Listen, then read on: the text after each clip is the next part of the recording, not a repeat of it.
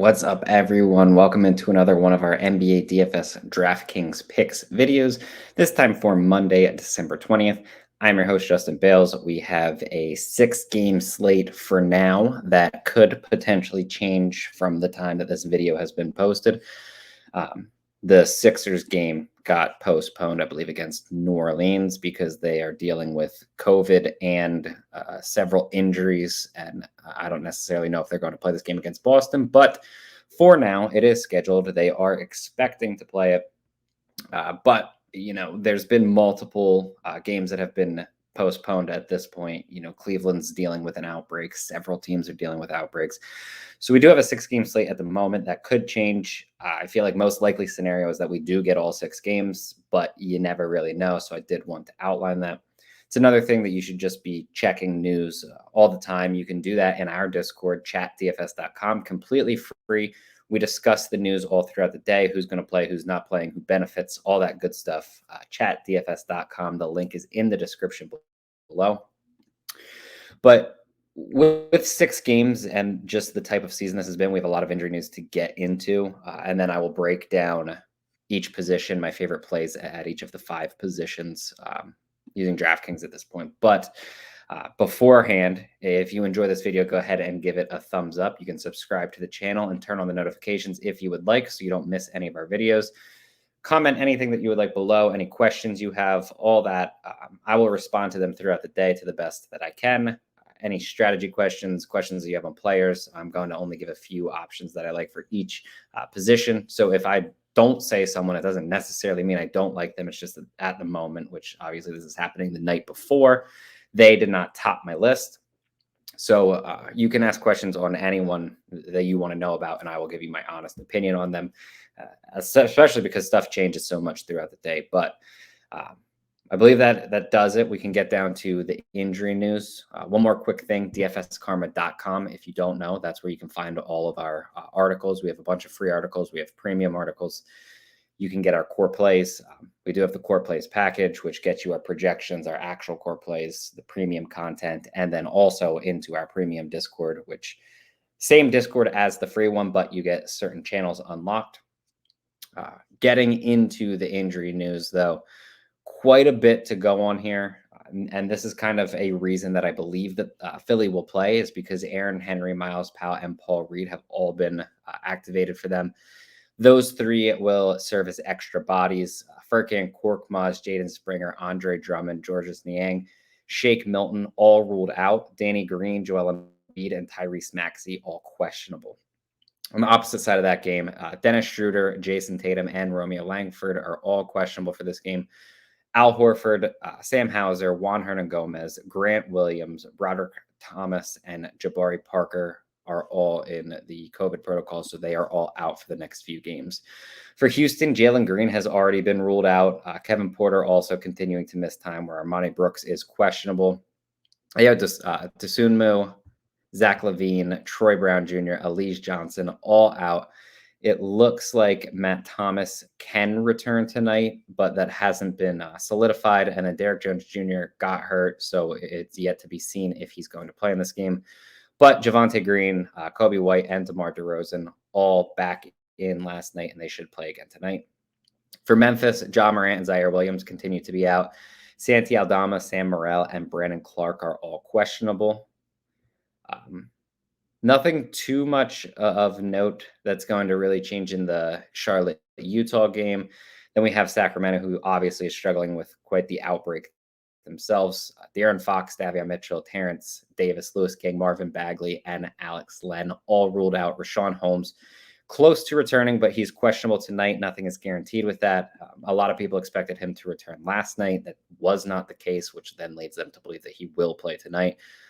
But, that could change throughout the day, so we're not sure there. For Golden State, Jordan Poole is out, but Draymond Green, Andre Iguodala, Stephen Curry, and Otto Porter have all been removed from the injury report, so they all will play. Doug McDermott is questionable for the San Antonio Spurs. And then on the opposite side, you still have Paul George as questionable, with Marcus Morris already being ruled out. Isaiah Hartenstein also out for this game tonight, while Serge Ibaka is probable. That's all the injury news that we have. That's quite a bit. Going to change. a lot of stuff just depending on what happens throughout the day. The questionable guys, we have some major players that are going to be questionable and kind of will change the slate depending on if they're in or out. But we can go position by position, starting at point guard. Yesterday, I really liked DeJounte Murray against the Kings. He performs well in that game. Now he gets another good matchup against the Clippers, who have also struggled against the point guard. Above him, if you can get all the way up to 12,000, you have Stephen Curry against the Kings, who just obviously are an atrocious team against guards. They're the worst team in the NBA against guards. The big difference here is that, very clearly the Kings do not have their normal players. So the defense is a bit different. With that said, they don't have anyone that's going to slow down Stephen Curry. So I do think he's viable. I probably move down to DeJounte Murray, who comes with not quite the same upside. It's just he's hit his upside more often and still gets the plus matchup against the Clippers. If you move down a bit more, Lonzo Ball continues to play extremely well. He's taking on a big role for Chicago. He's versatile. Comes with triple-double potential, a lot of steal potential in a matchup against Houston. I do think that this is a really good matchup at 7,700. He makes a very strong option, specifically because of the matchup against Houston. That's one of the better matchups on this type of a slate. DeAnthony Melton continues to be a hit or miss option, I guess is the best way to put it. Boom or bust, a lot of people would say. If you just go game log watching, 38 in his last game in 23 minutes, then 18.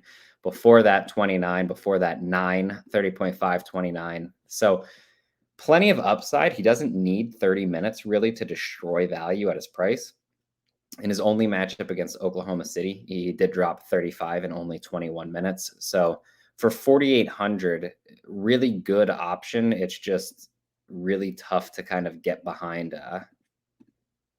the risk that's involved there. It's not a cash gameplay, but it is for tournaments.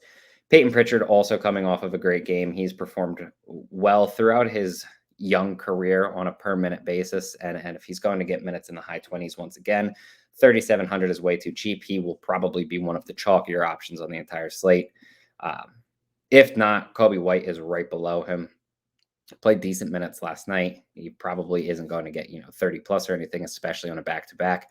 But he's still under 4,000, so I do think that it's viable. Moving to shooting guard, the top option that I truly want is probably Tyrese Halliburton. Obviously taking on a much larger role without De'Aaron Fox, without Davion Mitchell, without a bunch of players for Sacramento. So he's taking on a bigger scoring role.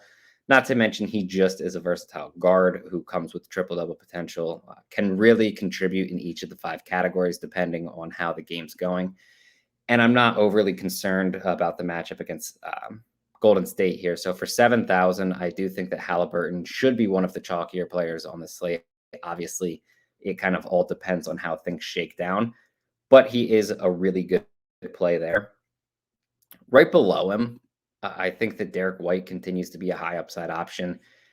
He hasn't necessarily priced himself out just because of the way that he's scoring at the moment. He is playing very well. He gets a decent matchup against the Clippers. So I think that for the price tag, Derek White is a really solid play. I'm not sure if that would necessarily be a cash option just because you do have the Kings guys with Halliburton being right above him. Then you have Buddy Hield, who's coming off of a really big game right below him. So I probably shift to one of those two in cash games. But that should realistically keep Derek White's price tag down a little bit. And he is in a fine spot. So he's one of the better tournament options, I would say, at this point on the slate. I think as you continue down a little bit, Kobe White is, more or less the obvious option. I do think that Lonnie Walker is in play, assuming Doug McDermott is out. If McDermott's back, not necessarily sure exactly how I'll feel about Walker. I still think he's fine for tournaments, just because the pure scoring upside's there. If his shot's falling, he can drop fantasy points in a hurry because of his scoring, but more reliant, I guess the role is more consistent if Doug McDermott is out of this game. Moving to small forward are kind of in a weird spot because we don't necessarily know if Jason Tatum, we don't know if Paul George are playing. Zach LaVine obviously out. If Tatum's out, Jaylen Brown becomes an absurdly good play. It's just he's 9,000, which isn't exactly cheap, but he'll be the complete focal point of the offense. Won't really have to share with anyone. So I do think that that's a very solid option. For much cheaper, I feel like I say this literally every podcast, and I'm going to keep saying it until DraftKings wants to raise his price. But Dylan Brooks, as long as John Morant is out, is taking over the offense. He's been extremely consistent. He's taking a ton of shots. He gets a good matchup against the Oklahoma City Thunder. I don't necessarily expect Lou Dort to guard him in the situation. So Dylan Brooks, just a really good play at 6,400. He's honestly one of the easier options. The big thing that will kind of keep his price or keep his ownership from being, extremely high on this slate is that Buddy Hield is small forward eligible, which is the only position Brooks can play, and he's 5,800. So obviously, Hield will be the chalky option in this type of a situation. Another option for cheap that can be used, not necessarily only if McDermott is out, but once again, similar to Walker, he'll gain value if McDermott is out, is Devin Vassell. I think that he's a really solid option. He more or less can be used in all leagues, assuming McDermott's out. If McDermott's back in, Vassell probably goes back to the bench. Doesn't really make all that great of an option. You can drop down a little bit more. Josh Christopher, just really underpriced. He's actually been playing well for the Houston Rockets. He's getting solid minutes, and as long as he's under 4,000 in his current role, does make a really good option in all leagues. As you move on to power forward, I think the guy that immediately sticks out would be DeMar DeRozan. Just super consistent. He obviously is going to see a bigger role with Zach LaVine out, going to take over more of the offense. He's going to handle the ball more, all those types of things. Right below him is Tobias Harris. If Joel Embiid is out, if Maxi's out, and they do opt to play this game, Tobias Harris at 8,700 does make a really good option. Jaren Jackson Jr. Dropping down, obviously, a little bit for the price tag. He's been consistent, even though his minutes haven't been. And the big thing is that he can score fantasy points in a hurry, so he doesn't necessarily need the 30-plus minutes. I just really struggle to use him in cash games specifically because he does foul a lot. His minutes are super inconsistent. He gets a good matchup against Oklahoma City, though. I guess the big thing is that he dropped 43 fantasy points in 20 minutes against them earlier this season. That's the type of upside he has. I obviously, don't expect that again. He shot lights out from deep. He's just not that good of a shooter. But the upside's very clearly there. He can score. I believe he scored 20 plus fantasy points or 20 plus real life points in 4 of his last 5. Been consistently finding success in terms of fantasy for that. So I have no problems really at his price tag because he's still under 7,000, which is just way too cheap. As you drop down more, Chimezie Metu is the very obvious option. As long as he's getting the bigger minutes and he's priced under 5,000, very clear and easy plug and play. Should get the minutes tonight. If Rashawn Holmes is out, he's more or less a lock. If Holmes comes back, I still would assume that Metu plays, plenty of minutes. I would guess that Holmes takes more minutes from Damian Jones and Tristan Thompson versus someone like Metu because I don't really think that they're going to be using him at a power forward all that much. I know that they can do it. I just doubt that they would want to. So more or less Metu, just a really good option. I do think that obviously they can, or they do have the ability to take some of his minutes if Rashawn Holmes comes back though. So Holmes is out. Metu is close to a lock. Holmes is in, still a really good play, but not necessarily a lock per se. At center, we have this weird situation where Rudy Gobert's kind of been up in the air a little bit for his price tag, where he's been relatively inconsistent. Minutes are a little inconsistent with Hassan Whiteside playing very well behind him. He gets the great matchup against the Charlotte Hornets, who have consistently been one of the worst defenses in the entire NBA against centers. So I do think that Gobert is a very solid option, especially with Hassan Whiteside seeing fewer minutes in his last couple of games. I think that at 9,200, that's a reasonable price tag. You definitely can use him.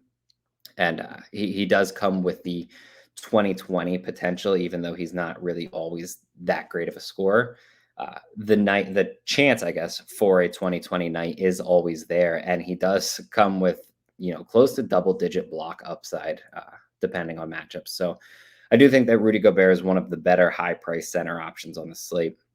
As you kind of move down into the mid tier, I want to say Robert Williams continues to make a really good option with Al Horford out. It's just he's so boom or bust, and I know that he comes with a ton of upside, but in a matchup against Joel Embiid, do you really trust him not to foul? All that kind of stuff, which I do believe it's hard to trust him, and that's more or less why I think that you strictly use him in tournaments. He does come with the upside, though. Double threat, a ton of block and steal potential, which actually generally makes him a better option on FanDuel versus DraftKings, where you get the 3 points for the block and steal. But he's a solid play under 6K on DraftKings. That's strictly for tournaments, though. And to be fair, center isn't necessarily my favorite option or my favorite position on this slate, regardless. So there's not that many guys that I necessarily love. I do think that there's a few that do make sense. If you want to go all the way down to someone like Mason Plumlee, the minutes haven't been consistent, but he's 4,000, and they can definitely use his size against Rudy Gobert. I wouldn't be shocked if he plays 20 to 25 minutes likely, or really could get up to closer to 30, just because when Gobert comes out, Hassan Whiteside comes in. They don't really lose any of the size, so they might just try to have Mason Plumlee match up against that duo. If Rashawn Holmes is out, Tristan Thompson's been playing bigger minutes. I don't like a matchup against Golden State, but I do think that Thompson's cheap enough that you can use him as long as he's going to get the 25 to 30 minutes that he's been getting. So he's a guy to at least consider.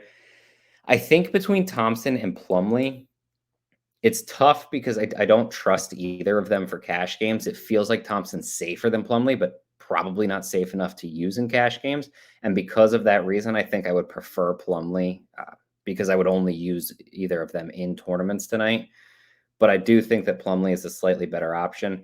The only other guy that I guess I'll say here before we wrap this up is Steven Adams has been playing 30 plus minutes relatively consistently, excluding blowouts, more or less. And he obviously gets a matchup against his former team in the Oklahoma City Thunder. He performed well on a per minute basis against them earlier this season.